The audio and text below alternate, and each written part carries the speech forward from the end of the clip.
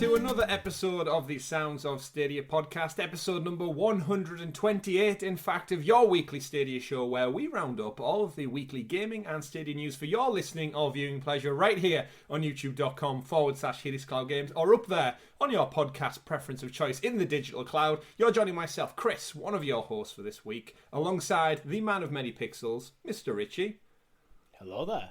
Hello indeed. Welcome all. Welcome new people. Welcome the hundreds of you who listen and tune in every week. Thank you very much for your support. And if you are new to the show, welcome to you as well. Don't forget to click like, subscribe, and hit that bell so you are kept in the loop with all of the content we bring you here at Hades Cloud Games, like our weekly live streams, like our first looks, like our Let's Play series, and much, much more. Richie. Yes. This episode goes live the day after we've been utterly drunk with Tom celebrating his last night of freedom. I know we said it on last week's show, but this show is going live after the actual repercussions. We're on the cusp. We go tomorrow. You're already on the beers, I see. Yeah. It's Friday night, so we usually record on like a Saturday or Sunday afternoon. But since it's Friday night, yep, and you've got to warm that liver up. Warm it up or cool it down? Which do you think would be better? I don't think either would be good, to be honest. Leave it how it alone. Leave it how it is. It does repair itself after all. We've got a great show lined up for you all this week, folks. We're going to be talking about new games coming to Stadia. We got a double drop this week of new titles coming out. A lot of people actually, we didn't know about. It wasn't rated, it wasn't teased, it wasn't expected, so happy days on that front. We're going to be talking about Stadia running on the Steam Deck. We're going to be breaking down new games from Capcom, or I shouldn't say new, I should say rebuffed games coming from Capcom that might land on the platform, crossplay coming to FIFA, and much, much more. But before we do dive into all that, Richie, shout out to all of our wonderful members, all 50 plus of you over on the YouTube membership program, our Helix heroes. In fact, thank you for your extra support. From as little as 99p, you help support us, you help us bring you better content, and you get little perks along with it, just like badges next to your name, stickers to use in the chat, and more importantly, 6 days early access to our SideQuest show, where we go off the beaten path to talk about a little topical discussion at a little bit more length. Richie, last week we spoke about what? We talk about the Stadia Dev Summit and what to expect, and then not long after, of course, Google started tweeting a bit more about it and basically told us even more to expect Stadia there. They did. Actually, we kind of tackled it from the point of view of we're not expecting much to be there from the consumer point of view. Stadia, a few of the tweets I've seen from Stadia like are kind of trying to get the consumers in as well. So it's like, okay, we'll see. It's interesting stuff bubbling under the surface, of course. You're alluring to, they retweeted 2 Dev Summit tweets, and then they made an actual direct tweet of their own saying, looking forward to it. So there may be more than meets the eye with this one. However, if the last 2 years have taught us anything, everyone watching out there, everyone listening along, temper those expectations. You need to prep it like a liver. Hot, cold, just get it ready, because whatever you expect, it's probably not going to be what you expected. So brace yourself. We've said last week it'll be great to just hear them discussing things and actually talking about the platform. Yeah, it'd be great to see Google come out and acknowledge Stadia in a formal capacity, which is something they haven't really done. Certainly. And I would love for the whole thing to end with them saying, see you at GDC, which is in like a fortnight after the fact. So, or not even that, I think it's like 10 days. I don't think GDC is as important because they're doing a dev summit and Stadia is going to be there. I'd love them to see, we'll see you in the summer. Depends if they're like speaking to us alluding on to the E3 devs. or... Yeah, well, that's a good point. Yeah, but depending whether it's like, we'll see you in the summer, it would be like E3 or Summer Games Fest, but... They could do 2 addresses. They could address the devs Honestly, and go, we'll see you in March, and you folks at home will see you in the summer. Dun, dun, dun. Honestly, I think the biggest announcement they could potentially make is, yeah, we'll do something else later in the year. That probably is what we should expect. That probably is what we should expect. But before we dive into the thick of the show, Richie, just give the people a quick update on what you've been playing. I suspect I do know. Yes, Horizon Forbidden West. 2 weeks on the bounce. I know. 1, 2, he did it. I'll pick Did you have them prepped? No, I just was messing around with him in my hand, and then it played in perfectly. Anyway. Horizon Forbidden West. I feel like I'm like 30 hours in. I've barely made a dent in it. I've seen people like get the platinum in 60 hours, and it's like, how? Yeah, I've seen people do it in like 25, which is a ridiculous. You've basically skipped all the cutscenes, all the story, follow the trophy guide just to get it, which isn't how you should enjoy games. But yeah, 60 seems to be the standard. Anyone, however you want to enjoy games, how you want to enjoy games, and when I've seen people seeing 60, they are trophy hunters, which means they're going to play fast and they're probably playing on easy. I'm playing on very hard. If you play that game on very hard, you make a mistake, it hurts. Yeah, I'm getting my ass handed to me by giant robot dinosaurs many, many times over.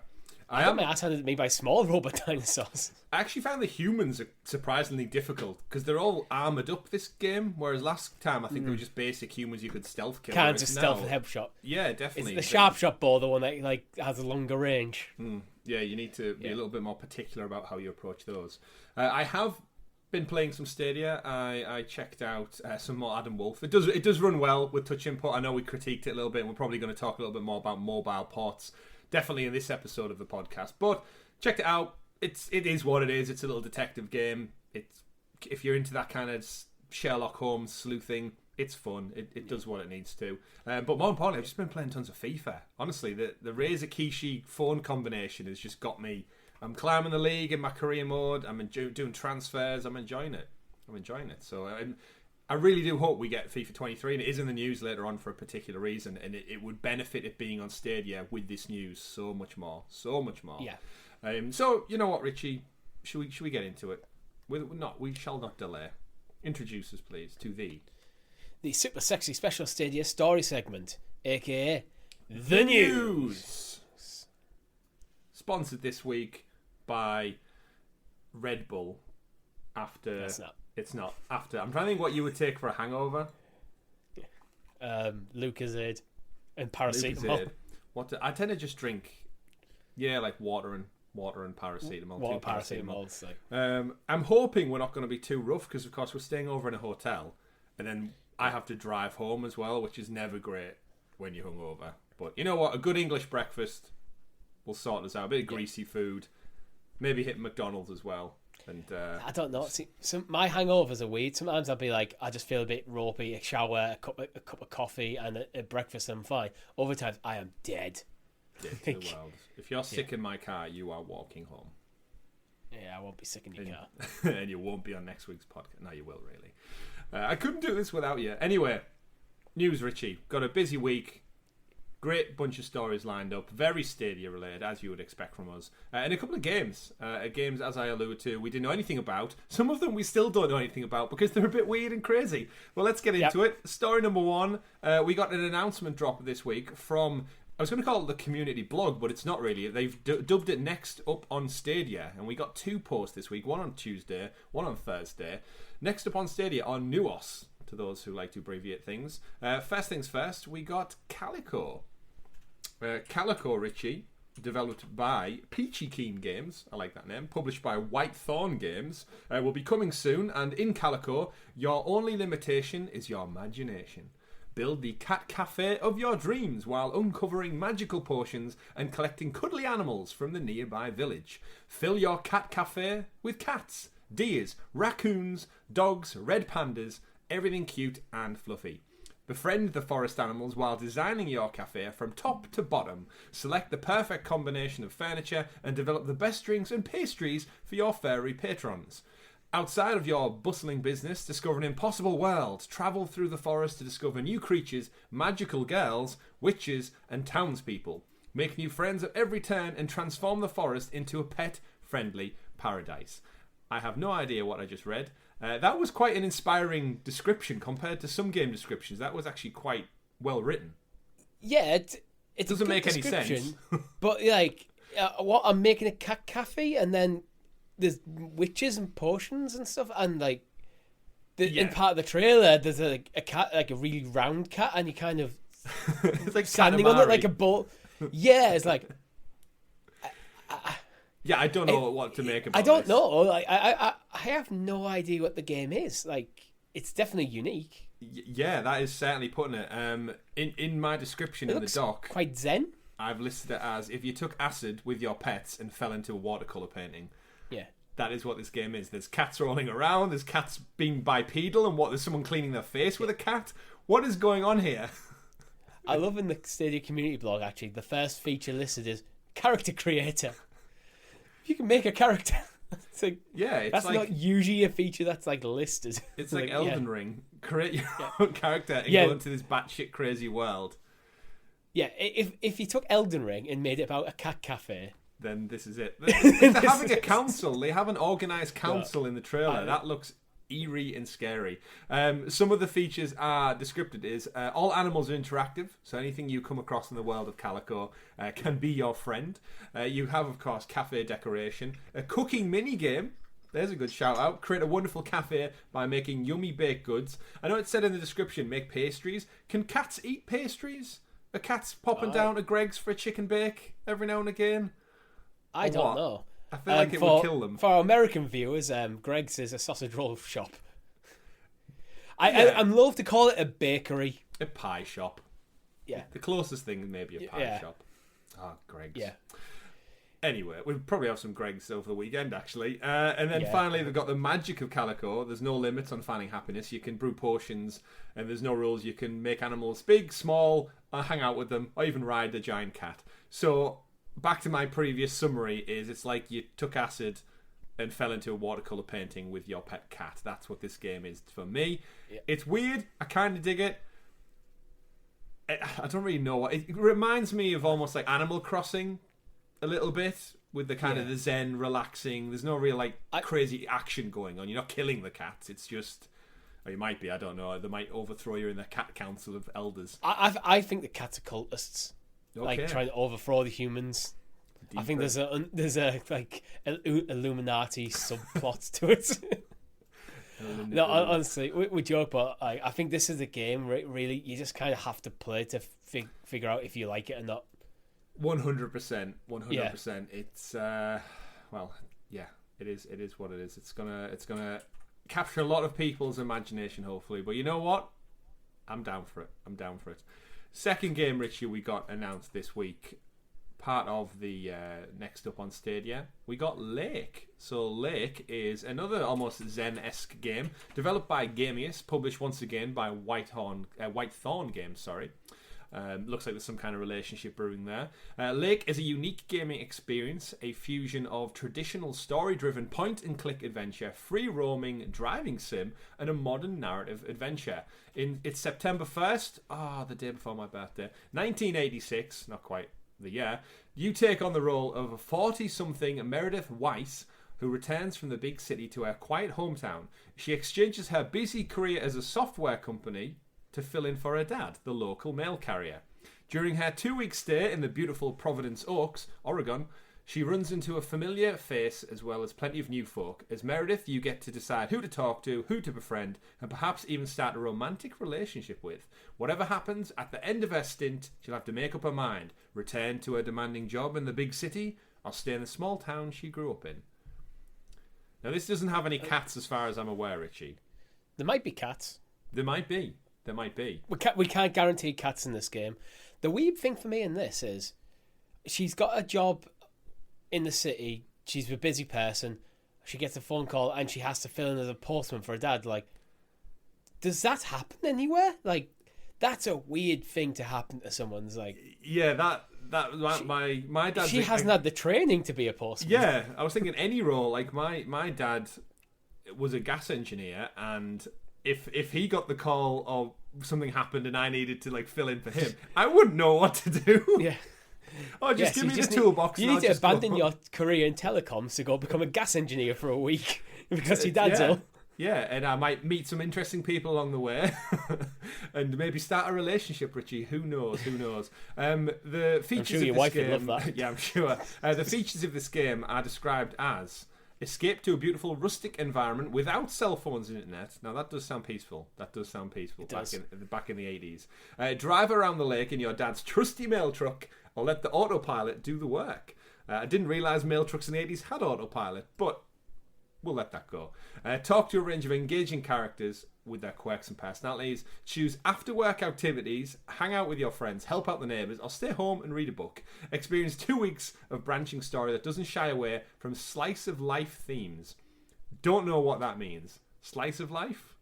Slice of life is kind of like, it's a genre where it's like you just basically jump in. It's like taking just a slice out of someone's like walking in life. their shoes. Yeah. You're basically playing through someone's life for that period of time. Okay. So this sounds like a pretty standard narrative adventure. Yeah. Like walking. Just moved to this town. Yeah. Walking sim. There might be a bit more to it with different interactions and stuff. Where when I think of walking sims, I think of things like Everyone's Gone to the Rapture, where all you're doing, you're walking around the world, and it's all just figuring out what the story is through the context of what's happened. Yeah, great game though. It was, yeah. I'd actually love this game on stage. It's been many years since I've played Everybody's Gone to the Rapture. And then finally it says, determine your own story. There are no wrong or right answers or endings. Simply what you want to happen. So it does say point and click, which is interesting because the trailer and the footage doesn't show it to be like a point and click. It looks more like just a free exploration style game. So intrigued to see how the gameplay actually plays out. But you know what? Going back to the 80th September, interesting. And we've said time and time again with Stadia, they can't really be mocked for lack of variety. That's the one thing they've probably got more than anything is variety in their titles. If we just got all shooters or all racing games, it would have put them probably into a niche bracket. But you know what? Between Lake and Calico and I don't know, Rainbow Six Extraction, there's a lot of variation in those titles. So exciting to see. And both of them are rated and very positive on Steam. So there's that. Terrific stuff. So they're just picking these game libraries out and curating them as best they can. And as I said, later in the week, on the Thursday, we got another Next Up on Stadia announcement. So they're hitting us with games thick and fast, and I'm curious how this impacts the This Week on Stadia post next week.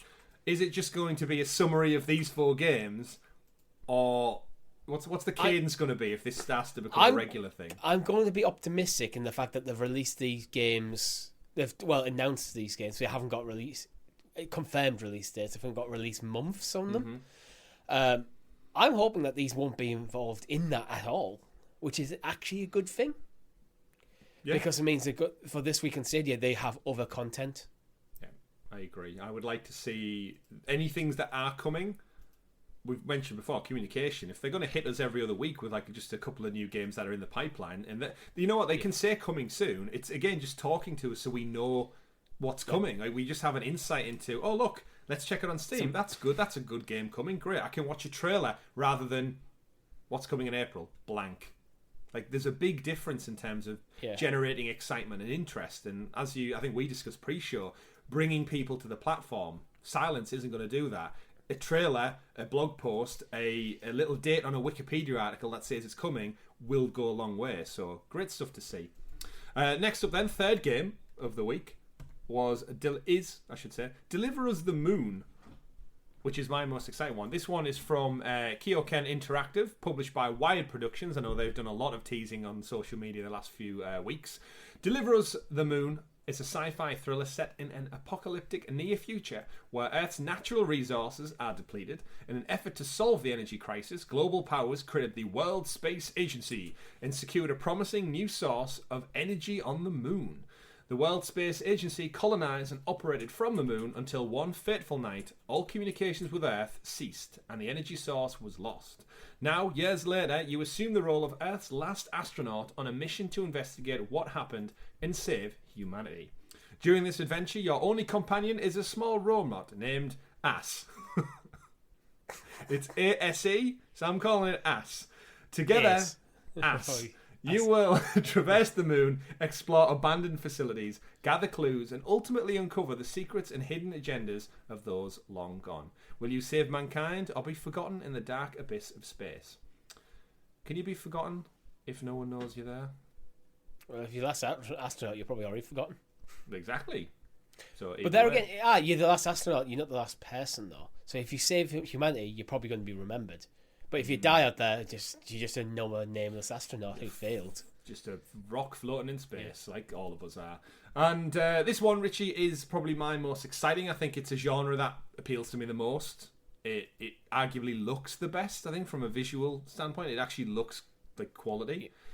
Features the game real-world themes, so a narrative focused on topical issues like climate change and the depletion of the world's natural resources. Kind of a sad theme, realistically. It's the world we're all... Greta Thunberg will be up, no doubt, shaking her fist at this. Multiple gameplay styles, experience sequences of first and third person play, as Deliver Us to the Moon takes you on a genre-busting narrative. Be an astronaut. Who doesn't want to be an astronaut? Uncover the past. Ruins of previous lunar missions have stories and secrets to tell. You use your Astro tool to uncover the history of the lunar colony. Suit up with space-age tech. Survive hazardous environments. Crack codes. Overcome obstacles. Solve puzzles. Feel weightlessness.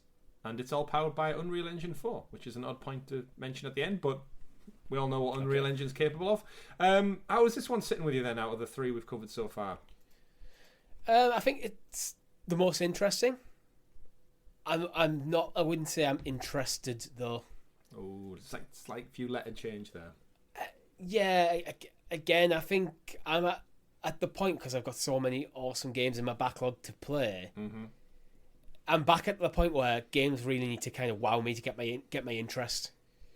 Where if it looks perfectly fine. Yeah. It looks like a good game. But I'm currently playing Horizon Forbidden West. Yeah. So Horizon Zero West, that's what it's going to be called. So I was like, well, is this going to be a game that's going to pull me away from that? I'm going to say no. And I can't imagine it would pull many people away from it. But in terms of a bit more quality and a bit more variety, I think it does. It reminds me of, what was the first-person game we got in Stadia about a year and a half ago that had first-person... It was almost like Portal meets something like this. Oh, what's yeah, I can picture it. It's not Relicta, is it? It's not that one. You folks in the chat, you know, it'll come to me. I'll be sat in bed tonight, 1 o'clock in the morning, eyes wide open, and I'll go, that's its name. That's its damn name. You go through and solve like puzzles and stuff using your grapple gun, and you move a battery over into one place, and I know exactly the game you mean. It was a pro game at some point. I know that much. But Deliver Us to the Moon. The Turing test. The Turing test. You got it. That's right. In honor of Alan Turing, of course. Deliver Us to the Moon coming April 2022. So not too far, Richie. We're in March, if you didn't already know. So is it a pro game for April? Maybe. Are all of these pro games for April? Who knows? None of them have actually set a set date. So win-win. Moving on then, we got our fourth and final game announced for the week as part of these Next Up on Stadia blogs, and this one is in a similar vein to the Adam Wolf game we reported on last week's podcast. This is City Legends: The Curse of the Crimson Shadow Collector's Edition. We don't just get any edition, Richie, we get the Collector's Edition, which is it's a mouthful to say in one go, I'll be honest. This is from Domini Games, and it's been ported by Matabu Studios, published by Legacy Games, coming April 22 as well.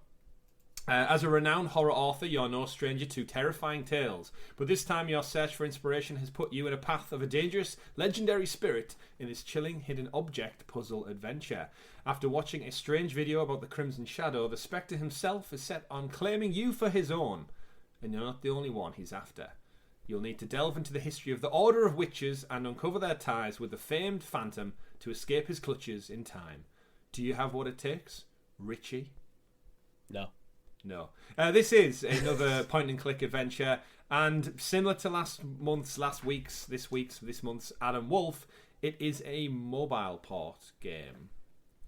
Now, we had a lot of people talk to us across our channels in the comments section and in our Discord chat. If you're into Stadia, cloud gaming in general, or just like-minded and into technology, do join our Discord chat. The link is in the description below, where a lot of people discussed having a good time with Adam Wolf last week. I watched some of our friend John Scar over on his Stadia channel playing some of the game, point-and-click, investigating adventure.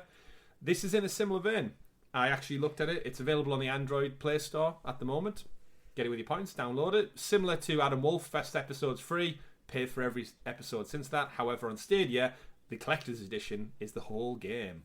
So this one's got maybe a bit more of a spooky trope to it. Curses of Crimson Shadows and stuff. Where do you sit on this one, Richie? It's exactly the same place I sat with Adam Wolf. It's probably a perfectly serviceable game, probably a decent story. I'm not taking anything away from the game itself. I just don't understand the need for this to be on a cloud gaming platform. Because if it's a game that's optimized for mobile, where's the advantage? For me, the advantage of cloud gaming is to take games that you aren't able to making them portable, or replace expensive boxes that you have lying around. So, but I think phones are fairly ubiquitous to the point where I think everyone has them pretty much, or has chosen not to. Mm-hmm. Yeah, some people go back to 1986 and don't use phones or internet. But yeah, I think we may have give Adam Wolf a bit of stick last week, but I think it's merited. Because I don't think we give the game stick. No, I just think I'm one of those. At least that wasn't my intent. It's like why is this on Stadia? Now I'm one of those gamers who, because I grew up with gaming and I've grew up with the rise of mobile phones as well, and I've dabbled, and as we all have, I played Cut the Rope, I played Angry Birds, we've all been there. Oh yeah, same. I don't class mobile gaming is in the same bracket as video gaming on like a console or PC. Like when you see all these reports that go, oh, gaming there's like 500 million people played games in the last few years. But like a big chunk of them is people just playing Candy Crush. And I'm like, sorry, playing Candy Crush and Bubble Bobble and Bejeweled and stuff is not the same as me playing God of War for 40 hours or Age of Empires or something like that. It's if you just go gaming as a whole industry, it's like, yes, you can include it. But when you delve in, mobile gaming's over there. You got console gaming, you got PC gaming, you got cloud gaming.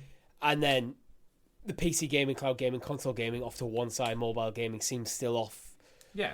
The other side, and it has its place. There is crossover. There's definitely crossovers, and it makes money, undoubtedly. Yeah, but it forced microtransactions on us, and the fight to the bottom. Remember when games actually used to cost money? You bought it I bought Cut the Rope for £4.99, and I played it, and I had the whole game. If you buy it now, it's free. You have to pay to unlock levels or speed up the gameplay. When I was younger, and actually used to play mobile games, I probably liked the free-to-play model because I didn't have any money. But now I'd rather actually just buy a game, not have to deal with pop-up ads, horrible, aggressive microtransactions. Like, oh, you've played the game for 10 minutes, give us £5 to continue. Yeah, prime example for me, what soured me probably off mobile games was Plants vs. Zombies 1. Fantastic game. Yeah.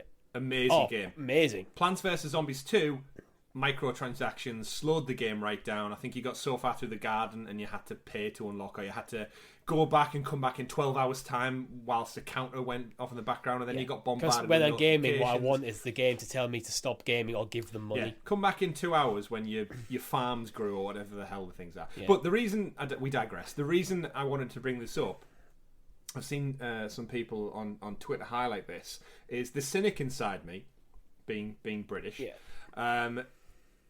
Domino Games, or Domini Games, whatever they're called, who've put out this game. A quick Steam search will show you that they have many, many games, Richie. You search for Domini on Steam, and you'll see many, many games. Royal Legends, Spirit Chronicles, Connected Hearts, World of Law, Magic City Detective, Myths or Reality. All of them sound like mobile games.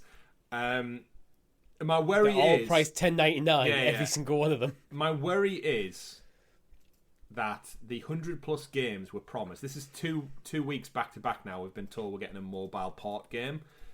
If that's 2 weeks, we get 2 mobile games. How many weeks are left in the year? If we're getting this trickle effect of these style games for the next 7-8 months, if you're telling me there's 100 games coming to the platform this year and 20-30% of them are these mobile ports, that doesn't wow me. That doesn't do anything for me whatsoever. No, I think it's to the detriment of the platform, to be very frank with it. When I think of mobile games, I think of this is something daft to play for 15 minutes. It's just pure enjoyment. Something like Candy Crush for 15 minutes while I'm on my lunch break. It's just something to pass the time when I think of what I want in a gaming platform like Stadia's, I want games like that I'm going to be invested in the game. Yeah. Not as this is just something I do to pass a bit of time. Yeah. And I think anyone who's in a similar vein, and a lot of our audience, we know a lot of you out there are similar. That's why you probably tune in every week, because our interests line up quite nicely. I'm excited about things like Elden Ring, WWE 2K is coming out, Lego Skywalker Saga, Tiny Tina's Wonderland, Grid Legends. That's stuff that'll set a fire under me. Horizon Forbidden West, God of War. Hidden Motives, the Diamond Rush Collection. Twin Mind, Murder Jealousy Collector's Edition. Criminal Archives, City on Fire. Sorry, they're in different leagues, and I want this platform to grow, and I think it'll do that by having the aforementioned titles more so than it will 100 of these style games. But that's just me. And Richie probably. I'm exactly the same. It's like, it worries me slightly. Like, we've talked a lot about Stadia not getting the AAAs. Have they kind of tapped out like the indie scenes? Now they're moving to mobile games just to get an arbitrary number of games on, so they can say we're supporting the platform what he's all these games. Yeah, and let's remember these aren't even what you would class as like AA. This isn't the new. No, these are like B, C tier games. This isn't the new SpongeBob game that still hasn't been confirmed from THQ. This isn't the new. I can't think of the word. Destroy All Humans remake. This is a mobile port, unfortunately. So again, we don't want to put too much of a bit of spin on it, but looking ahead to the future, I want the next 90 games to be announced this year to be bigger hits than these ones. But you know what? Games for everyone, and fill your boots if that's your kind of having some good quality mobile titles in there, the ones that aren't your traditional like your Candy Crushers, the sort of stuff that's all about the microtransactions. It's just a way to just put the game secondary to the microtransactions. Yeah. There is some mobile games that are not that. If this is putting these games in front of a new audience, that's fine, but it needs to be backed up with actual other stuff. That is true. Yeah. Especially, I've seen a few people say these games also come to the Nintendo Switch, and then rightly so, people counteract that with saying yes, but they also favour that by having amazing exclusives that come out throughout the course of the year that's only available on Switch, like Pokemon Arceus and Kirby's Forgotten Land and everything in between. So we won't rest too much on that. We'll move on. So 4 games. Look forward to them in the coming weeks and months. And you know what? Play them right now on your Android phone if you want to, because a few of them are available there to check out episode 1 for free. But if you do want to play, if you do want to play these games, Richie, on the move, you don't necessarily need Stadia, because another competitor has entered the ring this past week. That is right, Valve's Steam Deck is out in the wild now. We're seeing reviews all over the place. Some good, some bad, some mixed responses. I know a lot of people in our community were very excited. I know our good friend Sonny over at Sunny Cloud Gaming is very excited to get his hands on this. I know Bill and Lloyd over at Nerd Nest have actually had their hands on it as well. So it's an exciting world we live in, Richie, when you can take a super powerful PC build, essentially, and take it in the palm of your hand. And you know what? Stadia can run on it, which we kind of expected, because Steam Deck has an internet browser, and Stadia runs through a browser. But you know what? Our friends over at 9to5 Google, they've tested it. Ben Shun has done the work. It runs. Yes, you can run Stadia on the Steam Deck, and you can do it right out of the box through the browser. Kind of. Because of the way the gamepad works, it doesn't quite work. It's a similar issue at the moment as if you've ever tried to use a DualSense on Stadia. It's not optimized for it, so technically the Stadia will pick up the controller, but the buttons aren't mapped properly. That seems to be a similar issue with the Steam Deck. Specifically, it seems to be around the analog sticks are not getting picked up properly. Yeah, it makes sense, because it's an input that the layout obviously isn't expecting across a variety of titles. This is something Stadia can fix, and I think it's in their best interest to fix it, to come out and go, you know what, here you go, we've just patched Stadia, it's now fully compatible with Steam Deck. Yeah, certainly. There you go. Yeah, in the article, actually extracted from The Verge as well, because it's weird that a lot of these journalists went and tested Stadia. It seemed like something that would be not a priority at all. I think they've looked at this as like, this is a PC on the move, but I think there's one quote specifically mentions how powerful, or despite how powerful the Steam Deck is, it's not powerful enough to play everything, and this is where cloud gaming can be a supplement to it. So I was like, oh well, I can't play, like, I don't know, let's say for example Elden Ring, just to pick a big new title. It's not powerful enough to play Elden Ring, but if Elden Ring was on cloud gaming, you could play Elden Ring on the Steam Deck. So then you get that portability. So again, it's similar idea as using your phone. Yeah, which is kind good. of what made us a bit wary of the Steam Deck when it was announced. Like, undoubtedly, amazing tech. And I think if cloud gaming didn't exist, it would have been a great logical step for gaming high AAA titles on the move. But we've been spoilt over the last 2 years with ease of access to Stadia, and I alluded to it at the top of the show. I've been playing FIFA, which is a AAA sports title, on my phone, and my phone has got a beautiful OLED Samsung screen, so it's beautiful. The Steam Deck, I think it's hitting some of the same market, the portable market that cloud gaming can, in a slightly different way. I still think the base models, the size of the memory is not enough. I just outright think that it doesn't have enough storage, considering you have to download the game. So a big game. I think when it first was launched, I realised it wouldn't actually fit Call of Duty Warzone on it. Not much on the base model. Not much does. So that's, for me, that was like, well, that pretty much rules out the base model, but it's an absolute bargain in terms of you see what the hardware in it is, the price of it. Mm-hmm. Yeah.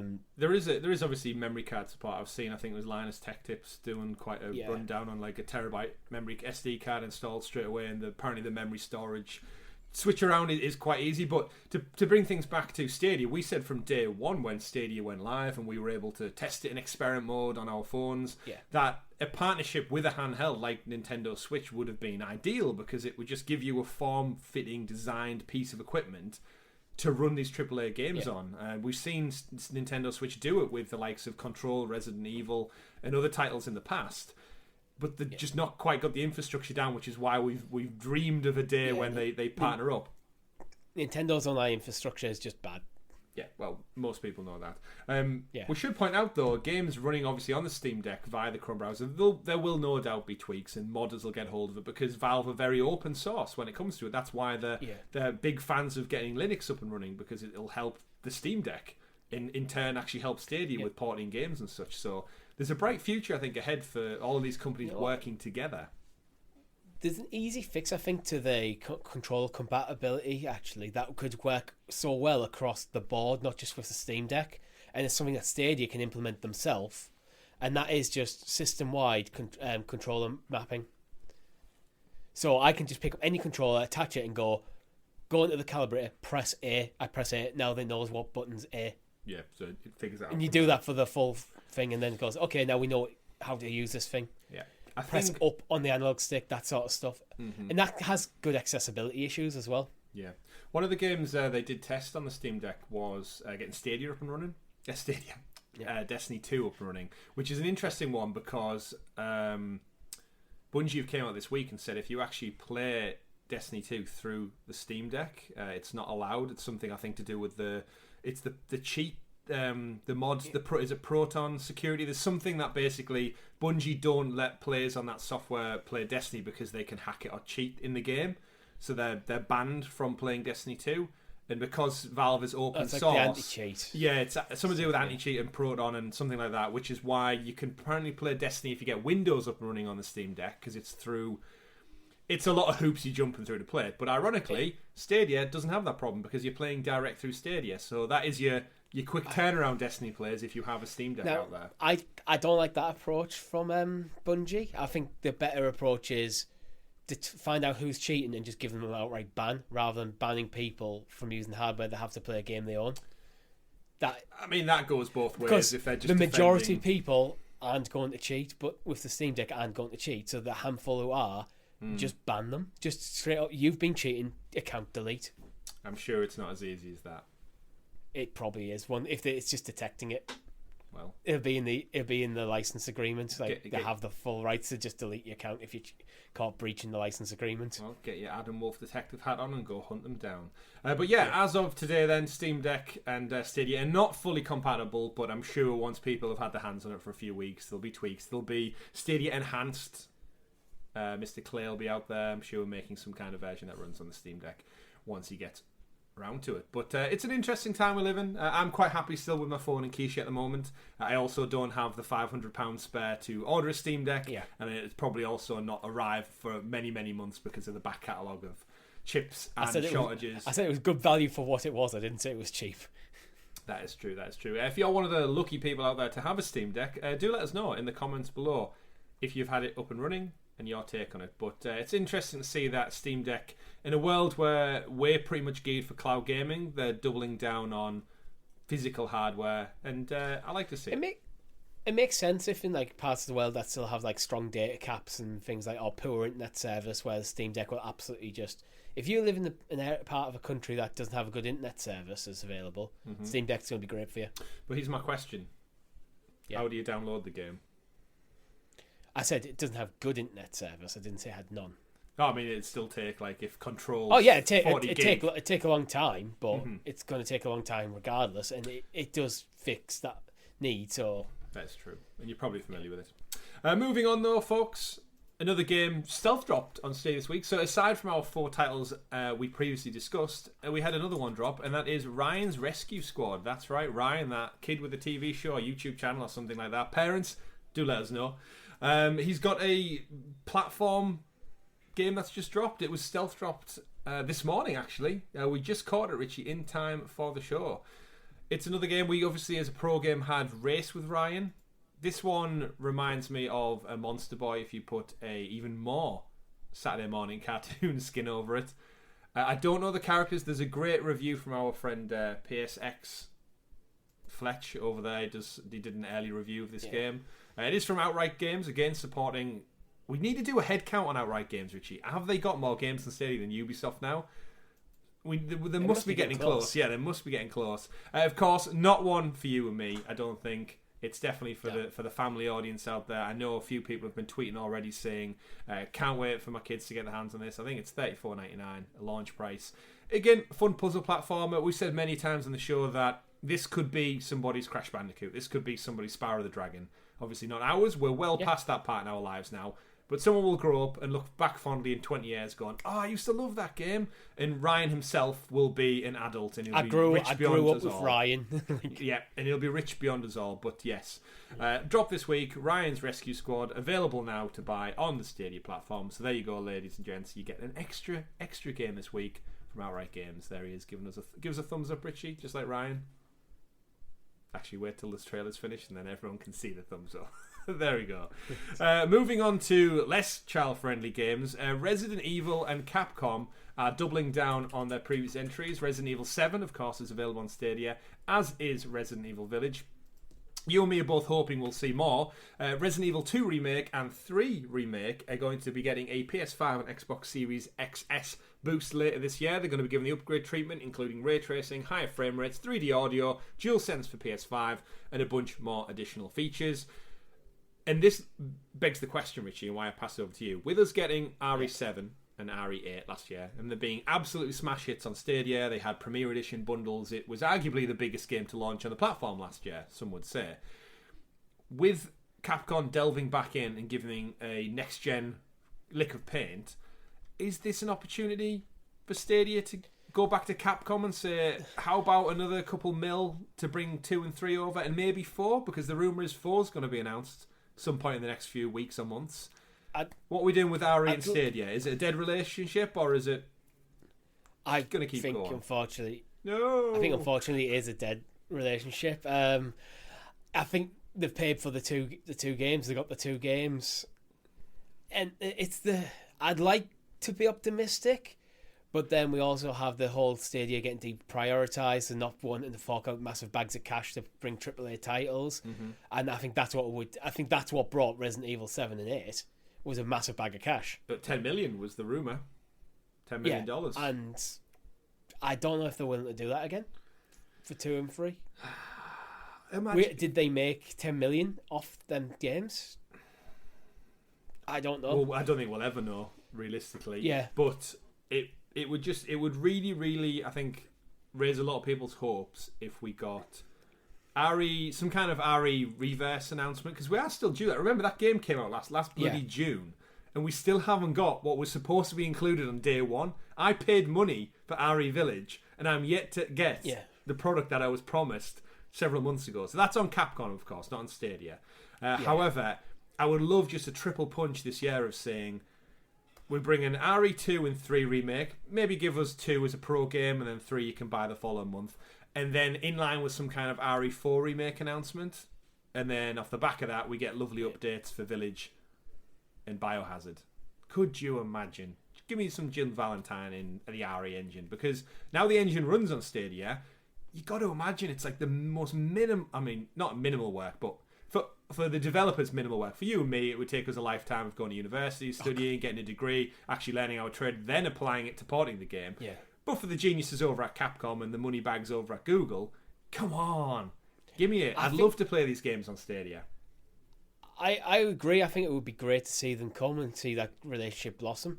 I just kind of think that they seem to be focusing on, you know what, let's give Resident Evil 2 and 3 a lick of paint, and then bring them forward to the next current generations of consoles. That seems to be a higher priority. Indeed. I don't know. I'd love to see it. I just don't. It's that one article, that Business Insider article, kind of dampens anything like this, where it's like, well, they don't Stadia and throw big bags of cash at AAA titles, so. Because that's the thing, and that's what I think bugs me as a gamer the most, and as a fan of Stadia the most, is yes, it costs money, but we mentioned to it when we went through the 4 games. Is someone going to come to the platform with the prospect of, I get to play RE2, one of the best games of all time, one of the most beloved games of history in gaming, on my phone, on my tablet, on my old laptop, on my TV, or Adam Wolf's Super Investigated Chronicle Time Wiz Episode 1? Yeah. Which one's going to bring more people to your platform? And as a marketing beat, I know it costs money, but investment's got to sit somewhere. And like you said, 20% from that Business Insider article. This is why, hopefully, I think the Dev Summit and then some kind of Connect is going to kickstart this year. And then we're really going to see the true colours of how 2020 in the future is going to pan out. I've got a feeling what we're seeing is Stadia doubling down on the casual gamer market and the family friendly market. You look at the relationship with Outright Games, constantly bringing games over. That's great. If you're a parent, I could see that being a great. He's a platform that's got loads of these games that my kids want to play. Mm-hmm. I don't have to spend a lot of money to buy an expensive box. Yep. So especially if you're talking like really young kids, you don't want to spend £500 on the PlayStation for them. No, yeah, I can just buy I've got I can just stick a Chromecast on my TV, buy a controller for £50, and then they're good to go. Playing all these games, and then there's a few casual games in there for me. I think that's what Stadia is probably going to become, unfortunately. Only time will tell. Another thing only time will tell, Richie, is the next story of the week, and that is FIFA 23 has been in the news because it is rumoured to be having crossplay between PC, PlayStation and Xbox. I'm guessing Stadia would fit into that somewhere. The move to crossplay has been a long time coming for EA's football brand, and it comes after numerous other big franchises already taken the plunge to go crossplay.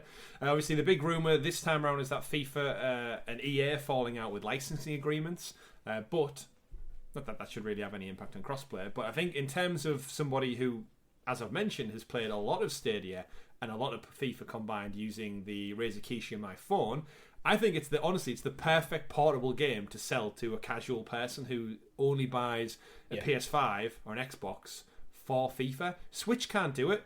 Switch puts out that Legacy Edition every damn year, and all it is a shitty reskin of like the 2020 game. They did it on the PlayStation Vita, they did it on the Switch, and the reality is it can't power the hypermotion, the next-gen graphics, all the stuff, all the buzzwords that they put in. And now we're in this weird place where, would it just be typical Stadia, Richie, that the year they introduce crossplay is the year EA do not bring FIFA 23 to the platform? I think that's what's about to happen. I really do, unfortunately. It's a shame. I think one of the problems with FIFA, I mean, I'm a single player guy on FIFA anyway. I'm a career mode purist. Mm-hmm. I don't play online, don't play seasons, I don't play Ultimate Team. FUT. But I realise that a lot of people do. That's why these modes still exist. As much as I don't like these modes, they exist for a reason. It's because people are playing them. Mm-hmm. Stadia doesn't have the multiplayer base to sustain it. Yeah. Crossplay resolves that issue entirely. Yeah, it really does.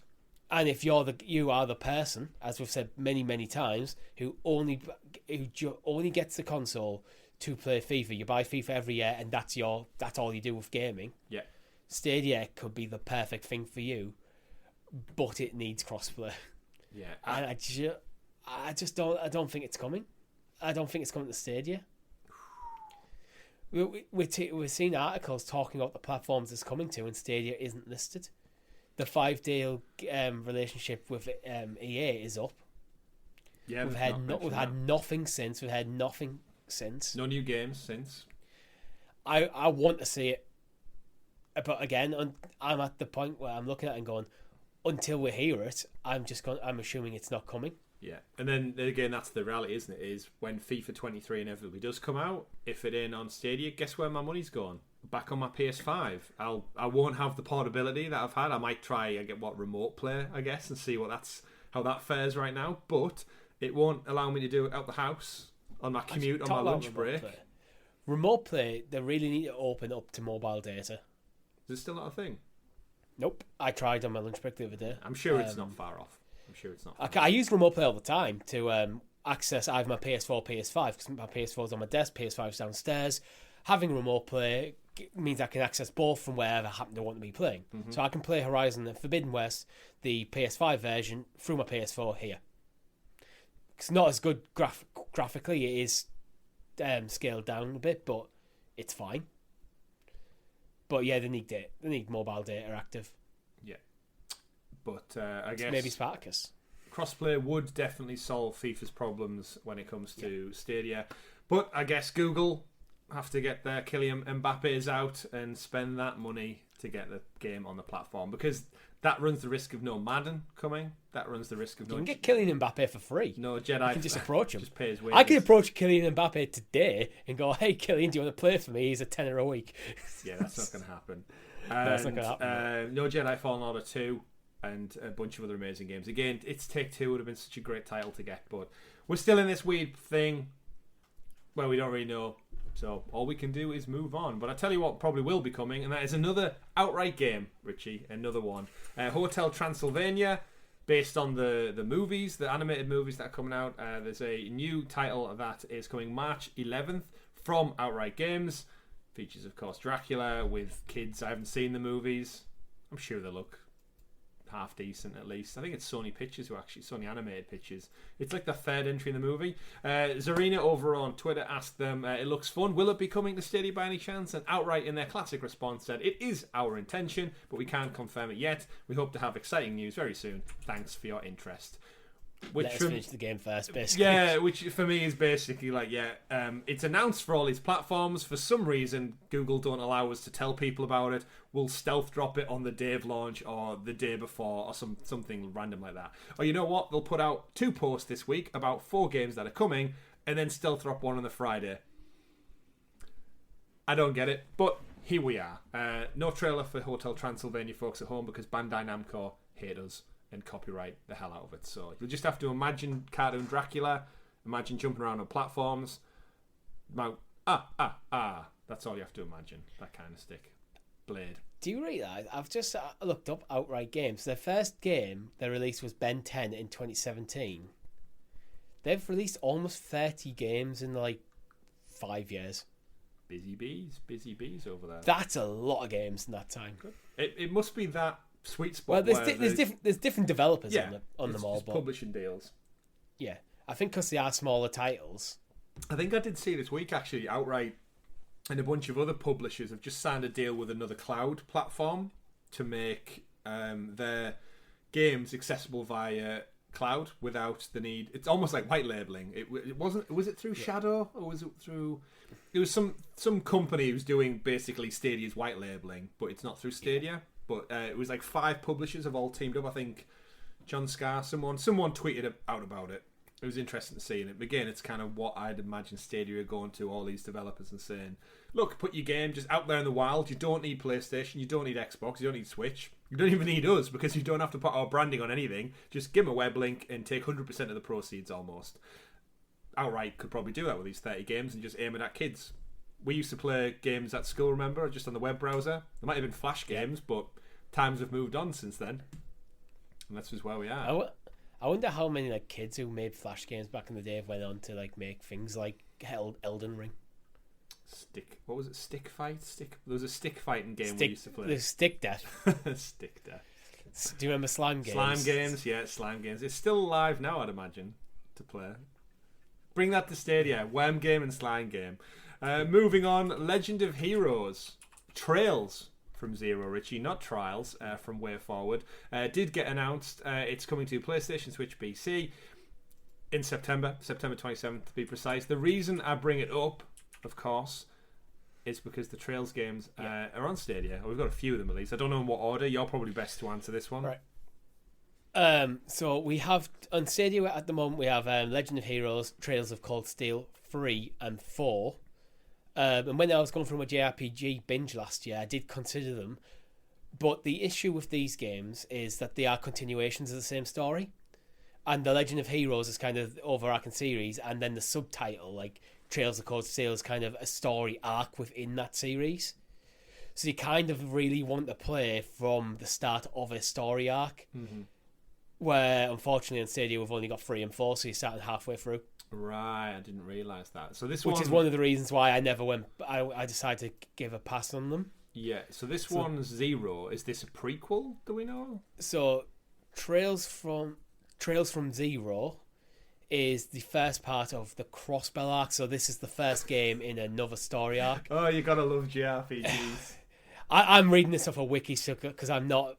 Yeah, it's a series that's intrigued me, but there's so many games in it. It's like, where do you start? Mm-hmm. Like, where do you start, Richie? The thing is, I know I'd enjoy these games to some degree, but again, it's where to start.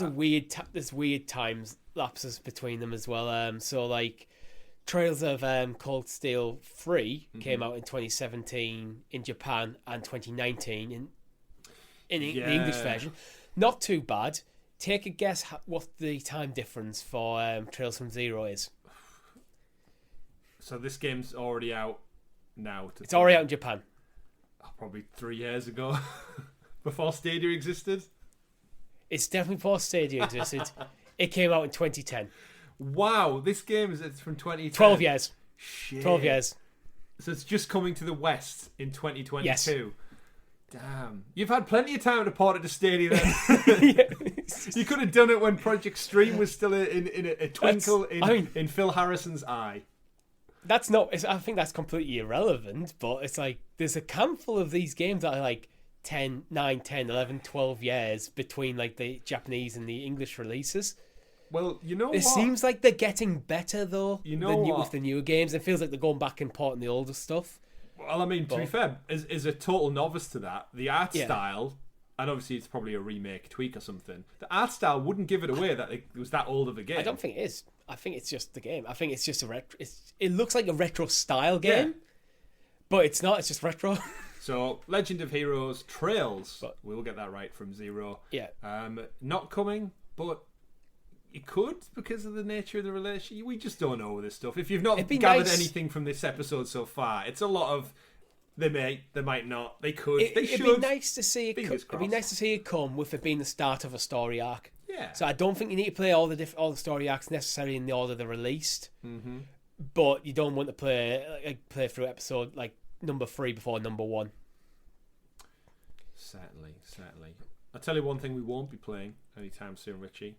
And that is the Settlers from Ubisoft. Announced as a Ubisoft original, which even though it's not an original because it's a remake or a reboot, I guess, of like a 30-year-old franchise, it'll no longer be coming on 17th of March. Ubisoft only announced it a mere few weeks back. They had a beta. They decided from the beta that actually, you know what? We're going to give it a bit more time. Not good enough. Not good enough. It appears the January closed beta didn't go quite as planned, and in a statement on Twitter, Ubisoft explained that it went through player feedback from the closed beta, and it became clear to our team that the quality wasn't yet in line with the team's vision. As such, the publishers made the decision to indefinitely postpone the game once more, only saying it will now launch at a later date. So probably a good bit more work to do. I sniff a bit of internal politics in this. I've got a feeling the developers must have knew that it wasn't good enough. Yeah, you can almost feel like the developers saying it's not good enough, and Ubisoft going, "Give us a date. Give us a date. We need a date. We've already postponed it once," and it's like, "Okay, let's put it in beta, and we'll go off the playtest." And like the playtesters come out, it's not good enough, and the developers are going, "We told you." Yep. Yeah, we told you. Which I'm sure happens. I'm sure that happened with CD Projekt Red as well with their shareholders. Yeah. Cyberpunk is not ready, and they went, "Oh, but the financial year, Christmas." And look what it did to them. So, again, it's a game that we said when it was first announced that it would be great on the platform as a mouse and keyboard Age of Empires-esque Conquerors game, Civ game. But and the only thing I can see stopping it with being a Ubisoft game is some sort of policy from Stadia about mouse and keyboard only. Mm-hmm. Yeah. Which we've mentioned before. They should just drop it. Should drop it indeed. But Ubisoft should not drop the Settlers. Or they won't drop it anytime soon because it's been delayed. Drop it when it's ready. When it's ready. I'm happy to. I mean, the game looks beautiful. It looks great. It's just... I like how candid they're being about this, actually. I think that's something we should bring up. It's like, they basically turned around and went, we're putting the hand of some gamers. The gamers said it wasn't good enough, so we're taking it back, and we're not releasing this. It's like, good. That's good. That's a good thing to do. Yeah, and they end the statement saying Ubisoft will use this additional time to further improve the game and push quality as our main priority for all players, and says it will provide an update on its progress in due time. So hopefully that includes an announcement for a certain cloud platform that we may or may not cover on this very podcast. Final stories for the week, Richie. Dead by Daylight. Of course, the super scary horror game that will not stop with its content. They've probably put out more content than outright games have put out games as far as DLC goes. We brought to you the other character from The Ring the other week. I scared a few people. Did you hear about that? In our Discord. Now, sorry if I scared anyone like seriously scared. I just thought it would be funny. We were talking about The Ring. We were talking about the creepy girl who comes up the screen. I may have cranked up the volume a little bit and got a clip of her right up against the screen for anyone who was watching. I had to go back and watch the episode and trying to figure out what they were talking about, because... Yeah, you don't know what I edit into the show. Yeah, because I don't watch every single episode of the Sound Stadia podcast because I'm in it. Yeah, for all you know, I could edit a big penis on your head every single week and only the viewers would know. I just assume he does. Remember that time we played... Trials Rising, and the bet for losing bet for losing the race was drawing a penis on your arm with a marker pen. That was a Stadia Super Saturday, that. It was, yeah. Shout out to Stadia Super Saturdays from way back when. It was one of our first live streams, and we got drunk. We played many games. We had a great time, and we hedged our bets. And one of the forfeits was you got to draw something. I destroyed the stream because I accidentally unplugged the cable. You did destroy the stream. Go check that out. It's the first look is actually one of the first videos we cut out of that and put it on the channel. So if you want to be here scared by characters in the ring and poorly drawn penises on people's arms, keep it locked to Helix Cloud Games for all of that type of stuff. But I digress. Dead by Daylight is getting a board game. Is on the way. It's going to be due in time for Halloween. Developer Behaviour Interactive have partnered with Level 99 Games, acclaimed publisher of video game-inspired board and card games, to create the ultimate board game based on the hit multiplayer horror title.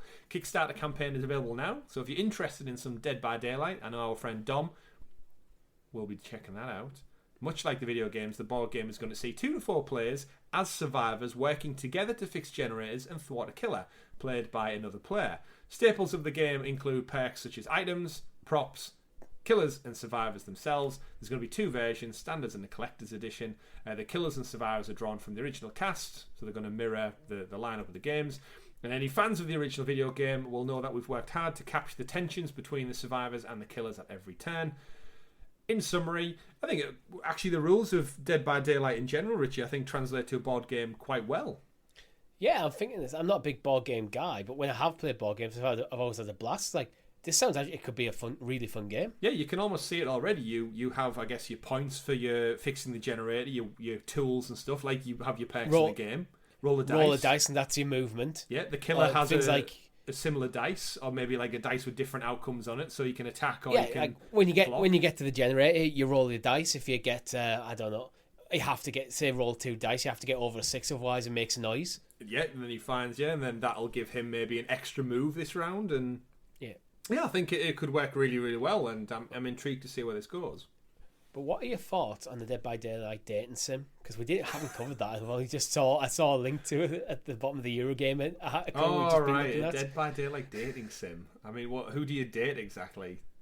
I have no clue. This sounds like an April. It's not quite April yet, but this sounds like an April Fool's joke. Dead by Daylight dating sim may be on its way. I shared on Twitter by D Leaks. developed behaviour appears to have trademarked the title Hooked on You, a Dead by Daylight dating sim. You know what, Richie? There's people out there in the world called fairies who like doing naughty things with people in fairy outfits. So you know what? If they're into Dead by Daylight horror and dating sims, hell, there's a KFC Colonel Sanders dating sim, I believe. Yeah. You want to get finger licking good with the Colonel, then there's a game for you out there as well. And speaking of games and making them, that brings us to our final story of the week. Nice little Stadia note to end on. If you live in the UK and you are interested in being a software engineer or a porting engineer or a graphics engineer, there are jobs for you at Stadia and Google specifically down in London town. Notified this week, there are jobs up on the listing. Both flexible working in and around London. You only need a bachelor's degree in software engineering and a master's degree in computer science or equivalent experience in the technical field covering mathematics, physics and other relevant practices. Any chance you're applying for any of these jobs, Richie? I'm not qualified for any of them. Yeah, me either, unfortunately. However, we alluded to it with the developers conference coming up, GDC coming up. These jobs would not be here if they weren't continually making working. So the jokes of Stadia is a dying platform, it isn't, because they're recruiting people to make stuff. It's great to see that there's a porting job coming up though in London. That means they're looking at porting more games across. There's actually 2 roles in London for a Stadia porting engineer. Should we have a look? What's it say about the job? Google software engineers develop the next generation technology, yada yada yada. The Stadia porting team seeks to drastically reduce or even eliminate the work required for partners to bring their existing AAA games to Stadia and Google Stream. That's an interesting little bit there. Well, one of the porting engineer job was listed 12 hours ago at the time of recording, so that's like 9 o'clock in the morning on Friday. This was when this job came up, so it's a good catch by you, this one actually. But yeah, I mean, I've got a feeling a lot of the stuff like we're going to hear about at the the Google for Games Dev Summit. Mm-hmm. This is the sort of stuff like I'm thinking specifically the Windows side, porting Windows games seamlessly over a Stadia, or Google Stream.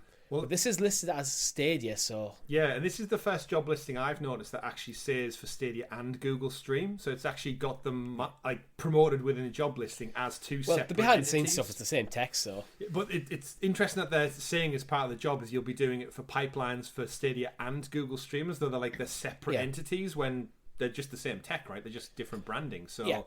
Interesting. And it says part of your responsibilities will be design and build tools and technology that help make it easy to bring existing AAA games to Stadia. Note it only says AAA. Diagnose and solve problems with porting specific games and contribute to team planning as we define content pipelines for Stadia and Google Stream. So it still seems like there's a lot of stuff up in the air and they're looking to recruit people to come on board and actually plot out what the future of these 2 divisions look like. I think probably maybe plan A and B have failed for Stadia. Now they're trying to figure out what plan C is. C, B. How do we... Yeah. We'll keep the platform alive. Mm-hmm. And then we'll figure out how we actually grow it. Interesting. Because the tech's good. No one's... That's one of the things that most people do say. Like, there's no problems with the tech. Yeah. It's mainly the game library. That's the problem. Interesting stuff. And the player base, and then how do you... That's a vicious cycle. Not enough players, therefore you can't attract get the high quality games. Not enough games, you can't attract the players. Catch-22. But it's interesting that the jobs are there, and what also happens, funnily enough, if you tag Stadia as a job listing, you'll get many jobs come towards you for working at stadiums, Richie, around the UK. Catering jobs in stadiums, events organiser days at sports stadiums, or Stadia, of course, which is where the tagline comes from. So, yes, software engineer, porting, and a graphics engineer are required. So if you live in London town or you're willing to relocate or even do some flexible working from home, hit up the jobs at Google board by just Googling jobs at Stadia, I guess. That's how it works. That's how I do it. And let us know if you apply and you're successful. All the best in your interview. But that is it, ladies and gentlemen, for another amazing episode of the Sounds of Stadia podcast, brought to you by myself, Chris, and my lovely co-host, the techie, manny, pixels, man, person himself. I had Tom on the mind because that's where we were going. So for the first time in many, many weeks, I almost went to call you the techie teacher himself. But of course, he's not here because he's about to go away and enjoy his last night of freedom alongside me and you, Richie. Been a great show. Thanks for joining me. I don't ever really thank you for joining me every week. Thanks for joining me. No, you demand my presence. I do, yeah. I text you saying, get your ass on Discord right now. We're recording a show. But for those out there who do support us, our lovely members, from as little as 99p, you can click join below on the video if you're watching along on YouTube and support us.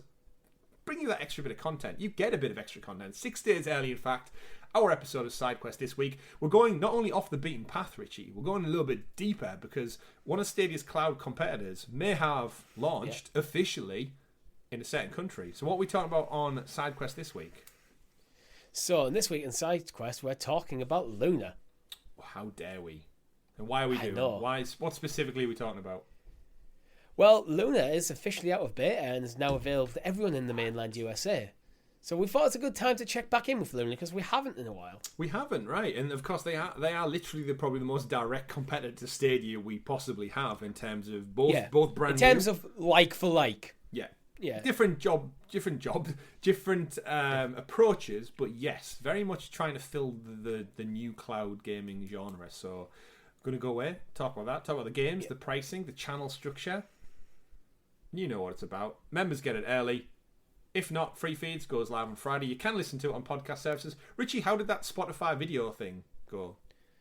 I forgot to check. I was busy at work, so I didn't have a look. There you go. Let us know in the comments how it actually went over on Spotify. You can rate us or on your podcast preference of choice. This show is available every single Monday. SideQuest is available every single Friday, unless you're a member with those special stickers and badges next to your name. My name's been Chris. I've been Richie. We've been Hades Cloud Games. And remember, folks, play whatever makes you the happiest. Have a great week, and hopefully we're not too hungover. Goodbye. Bye. I sound drunk already. Bye.